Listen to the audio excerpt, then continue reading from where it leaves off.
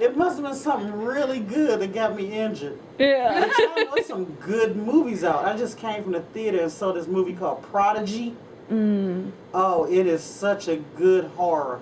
Is that the one with the little girl? The little kid, he's a little boy. Oh, little boy. Yeah, I'm gonna fuck all this up. Yeah, Prodigy was so good, and I'm waiting for the month of March for Jordan Peele's Us movie. Yes. So, I don't have time to watch movies. No. Yeah. I get all my information from the massage room. Yeah. So a lot of it's always wrong. My husband's like, what the hell are you saying? I'm all, well, between the 3 patients I had today, this is what I've pieced together. He's like, whoa. Well, there's a movie. You're so wrong, but And same with like the weather, because I see weather on an hour or 90-minute increment. So like I'll walk out in the office and I'm like, oh, it's light. And then an hour later I'm like, oh, it's raining. I'm like, oh, okay. And that happened. Like my life's in like hour snapshots. It's really weird. That was an odd noise. It made me think of home for a second. Because we have a cannon that goes off at 12 every day. Why? Because we live near the sea and apparently, I don't know. It's an East Coast thing, I think. I don't know. It's. Oh, okay. Yeah. I'm not judging. I have weird things too. I grew up in the dark. What was growing up in Maryland like? it was pretty cool at that time. It was just so much fun. It was very diverse, and everybody got along, and it was just a great time to grow up. You didn't have to pay for your kids' education for them to get a decent education, because the Maryland school system is good. And it was just fun times, fun times.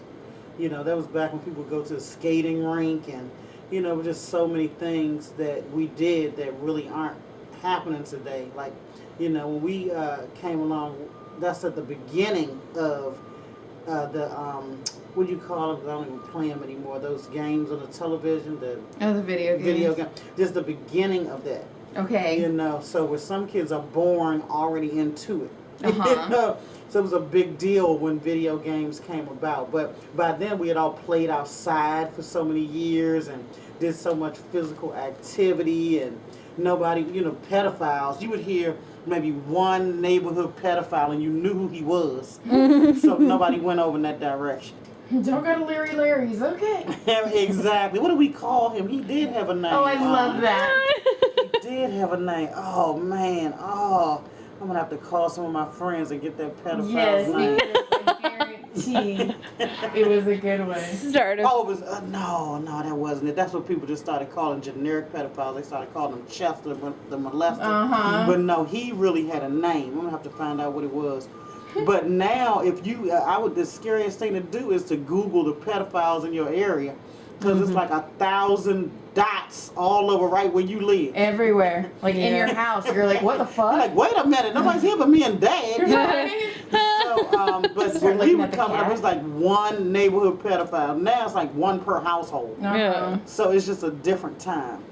It is. But, we could do stuff. You could just go, like, you wouldn't have to come back home until the street lights came on. Yeah. There was no cell phone, so nobody knew where the hell you were. But you reappeared. Yeah. I was a latchkey kid. I would be afraid to have a latchkey kid now. Oh, yeah.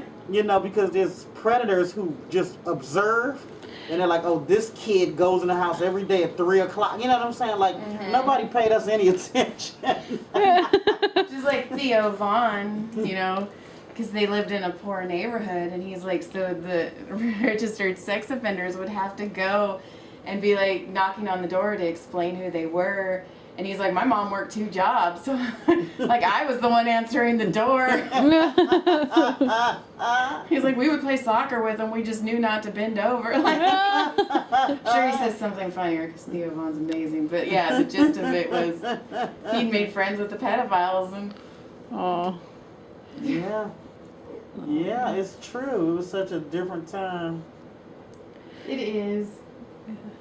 What did your parents do that made you a latchkey kid? My mom worked in retirement claims for the federal government, so anytime somebody was retiring, she calculated what their benefits would be and explained it to them. And, and then she taught the classes to other people to teach retirement to the people who are retiring from the federal government.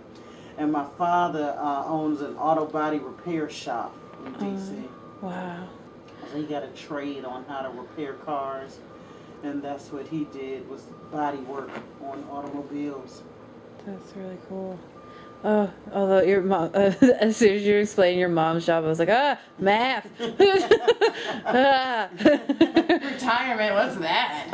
Yes, all these weird calculations, because it depends on how long you've been in the government and, all this kind of stuff, how much you made. Yeah. Because that's going to make a difference in what you get monthly and, all these different figures that go into everybody's individual retirement. Oh. Now, was your mom really adamant about you making sure, you had your retirement plan? I mean, she did not understand why I left my job to go do stand-up, because that's no security at all. Mm-hmm. Right. So, that just, it didn't compute,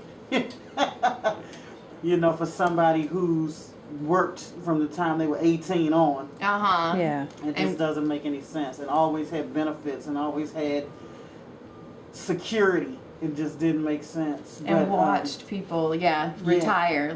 Right. Uh-huh. Right. So, So my mother worked full-time while she was going to Howard University. So she,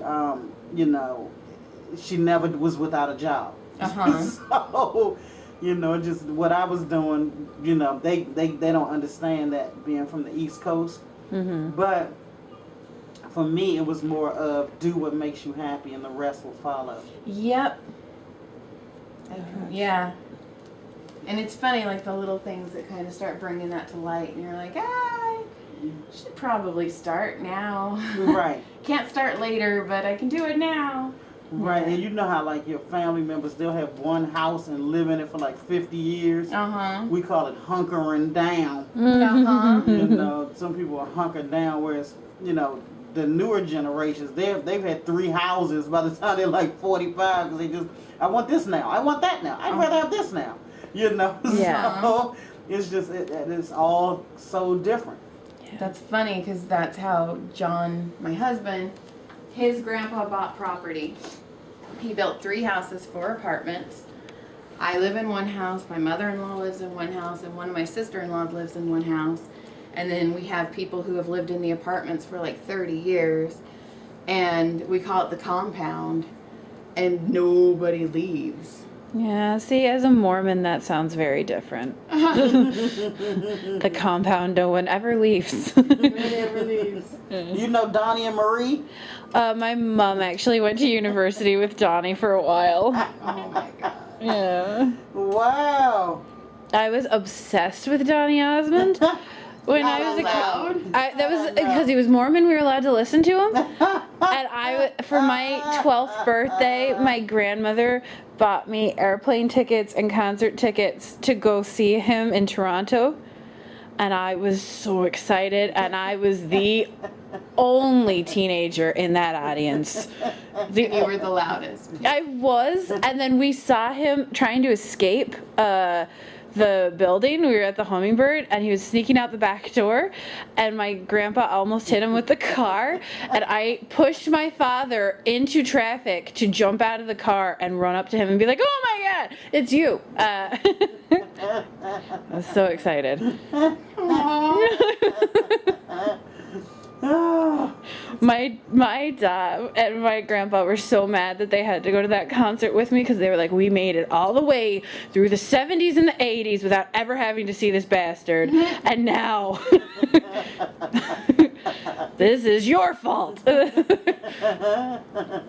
see, at least you were young. I was 34, and I met Lizzie Hale and verbally vomited all over her while my husband was like, "Oh, she's gone." Oh. And I was like, I love you. And I go, what did I say? I wrote a book and I put your band in it, but I didn't do anything against copyright, so you don't have to sue me. But if you want to sue me, that's okay, because then we'd have a date in court. And I'm like, In my 30s. Oh. And then I go, can I hug you? And she's like, uh-huh. And then we leave, and I looked at John, and I go, why didn't you stop me? He's like, you were gone. You're done. Your eyes dilated, and you were just like, blah, blah, blah, blah. Oh. Yeah, no excuse for my age on that one. Did you ever have a, like, maybe not externally, like the two of us, but like on the inside, you're like, oh my God, it's you. Have you ever had that? Yeah, on a smaller scale, though. I was at the Hollywood Improv coming out of the lab about 5 years ago when they first built it. Yeah. Uh-huh. And who do I see right in front of that marquee box office kind of area? You guys aren't going to remember him, but somebody listening to this will. Rodney Allen Rippey.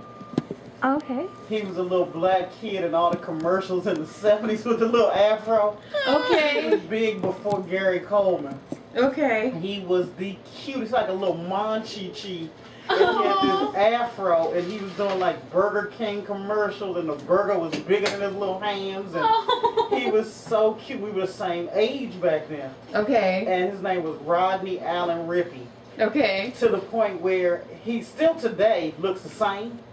Okay. But I noticed him immediately, like the commercial just aired yesterday. I was like, Rodney Allen Rippey. I went up and got my picture with him, I and love I it. was so excited. Isn't that funny though? Like how you see some people who have affected your lives and other people are like, who? Huh? Because I listen to rock music and that's not a lot of people like rock. So when I see people, I'm like, oh, they're like, who's that? And I'm like, but that's from, and they're like, no idea who you're talking about. I'm like, okay. Well, to me, you show me Taylor Swift, I'll walk right by her, but yeah, anybody else? Like Dean Del Rey got to do a podcast with Corey Taylor from Slipknot and Stone Sour, and I'm like, can I just touch your face? The face that talked to him? And then Dean Del Rey is like, you are weird, and I probably will never be on your podcast now. I'm like, yeah, understandable. Yeah, we make things good and awkward.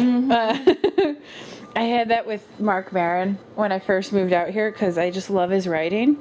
I didn't know he was sober. And I asked one of the waitresses if she could get him a drink, and she's like, fine, but I'm bringing it to you. And so she brought me a shot of Bullet, and I was like, this is not how the drink delivery process goes, but okay. Then I get to talk to him, and I just like really awkwardly just tried to hand him a shot, and he was just like, is that for me? And I was like, yeah, I know. She brought it to me to give it to you. I don't know why, but here, this is really awesome for me. I'm so sorry that this is happening to you right now. I'm really sorry, but this is awesome. And he was just like, I don't drink. And I was like, cool, me neither. No, I just have that. And he was like, what's your name? And I was like, say a different name. I was like, Emily. Ah, shit. But I don't think he remembers, so it's fine. Now, who are the comics that you like right now? Like who? Right now, I mean, I still have the same old staples that I've always gravitated towards, like Chris Rock. You know, I really, really, really enjoy his comedy. I enjoy the risks he takes. I enjoy how fearless he is. I enjoy, in a way, I sort of feel like I have, I can relate to him because he does like the same thing I like to do, which is current events. You know, I love talking about what's happening right now. The only problem is it has a short shelf life, but it also keeps you writing. Exactly. You know, so I like him. I like the specials Dave Chappelle put on Netflix recently. Yeah, Dave is just so different, interesting, and unique. You know, and the way he thinks is so outside of the box that I really enjoy him. And at the Comedy Store working, the people that I get to work with on a regular basis that I love to watch are like Eric Griffin. I like to watch Neil Brennan. Rick Ingram. He's my favorite. I have a comedy crush on him. And he's going to have to get a restraining order, him and his wife. I'm sorry, Corinne. I love you. Yeah, Ian Edwards, Owen Smith. You know, there's so many that I just really enjoy watching. Ian Edwards is going to be the narrator of my life. He just doesn't know it yet. He has the greatest voice. I'm like, oh my gosh, I just want you to walk around and be like, Joy got Starbucks and said, fuck that bitch to that girl. And I'd be like, oh! Come on, let's keep going. Yeah. I love watching you all on stage because it's school when we get to watch you because you're all so amazing and writing, and I love your brain. I love your brain so much. It's a trip because of the comedy store. You don't know who's watching. You don't know who's paying attention. Uh-huh. You know, there's so much going on in a night. Yeah. But it feels good when Emily, people like you come up and say, "Oh, I was listening and I enjoyed what I heard." That's a good feeling because the people that work at the club, people don't realize they do have a say in whether you get booked back, because bookers listen to the wait staff, the bartenders. They listen to everybody who works in that building. Because we know what we're laughing at. Some of Right. those And if audiences. you get too many bad critiques. Right. Yeah. Like, that was a waste of 15 minutes. Like, so many people say that. I can tell you one person that was the other night, and I'm all, what? You know what, though? I told one of the door guys, I go, I might not be the best comedian, but I know for a fact I'm better than him. And he started laughing, and I walked away, and I go, validation! And they're all, there's shows on them. Oh, sorry. Yeah, like we're interrupting. Yeah. It was absolute. Like I'm not afraid to say who it was. Tom Arnold ate a bag of dicks on stage, Big. and then ran the light while doing it. And I was like, holy shit, that wasn't even like. I understand when you're on stage and it's not like sometimes an audience just doesn't get you, and you're just looking for like the big laugh to end on. Right. But it was the second time I'd watched him, and I was like, I don't understand why Roseanne slept with you. Like, Yeah, she's hilarious. yeah, I was like, be funny. Like, It was so it's bad. nothing about like looks or anything like that. Like, be funny and nice. Like, that's all you have to do. Like, the whole audience was quiet. And I watched at least 4 people at 4 different tables whisper, like, what the fuck is happening right now? And then I got the giggles. Yeah, she So did. I was all and they were looking at me and they're like, Joy, you have to leave. And I was all, oh my God, this hurts so bad. Which room was he in? Main room. Ooh. Yeah. I saw him. His body was in the main room. Where his head was, I don't know. It was in space. The first time I saw him, I walked into the main room and I went over to a table and I realized it was completely silent, but you're like in your head doing your work or whatever. And I looked up and I out loud to the table said, "Is he just playing on his phone?" Because he was trying to find a recording of himself that he had recorded listening to something and he was making comments on, but he couldn't remember what he had said in his comments. So he was just going to play it for everyone, but then couldn't find it on his phone. So he had to get an audience member to come up and find it for him. And I was just like, is he? Oh, and he did it for about, I don't know actually how long it was, but it felt like 5 minutes where he just stood there looking at his phone. He got so much money in that divorce settlement from Roseanne that he could just play on the phone on stage. That's I true. know. You know? Sorry, we're talking shit, but it was deserved. I wasn't going to say the name. Oh, I don't care. Tom Arnold, it was really bad. But this is like, my name's on the podcast. I said I did it. Joy does not endorse these statements. Look, retweets are not endorsements. In fact, I'm the one who laughed at you. I was the only one laughing. So when you heard those chuckles, Yeah. they were mean. Okay, so how do you feel? I feel amazing. Yay! And is there anything you want to promote, talk about? My birthday is Saturday, March 2nd. I don't know when this is going to air, so I'm going to Vegas that weekend. Have a really good time. Ooh. And promote. No, I don't really have anything to promote right now. Just got back from Tahoe, so that's over. And let me see. And I left my calendar open because I'm doing more auditions lately. Okay. And I'm just preparing to direct my first short film that I wrote called Trade. So look out for it. That is awesome. And you're also in the new Star Wars? You're the voice? Spider-Man. Yeah, I was Spider-Man. a voice in the Spider-Man that won an Oscar the other night. Oh, very cool. I want to see that one. It looked cute. Oh, the animation is otherworldly. Yeah. That's awesome. So, yeah, the executive producer, Peter Ramsey, one of the many executive producers, he was so cool and so nice. And it was a great experience. It was my first time going into a voiceover booth and learning what it took. That's a job. That is awesome, though. The only good thing is it doesn't matter your hair, your makeup, you can go in pajamas. But other than that, it's a job. You gotta talk from the diaphragm. Right. All the different inflections. Yes. All right. Thank you. All right. Thank you, ladies. This was fun. Thank you so much. Okay.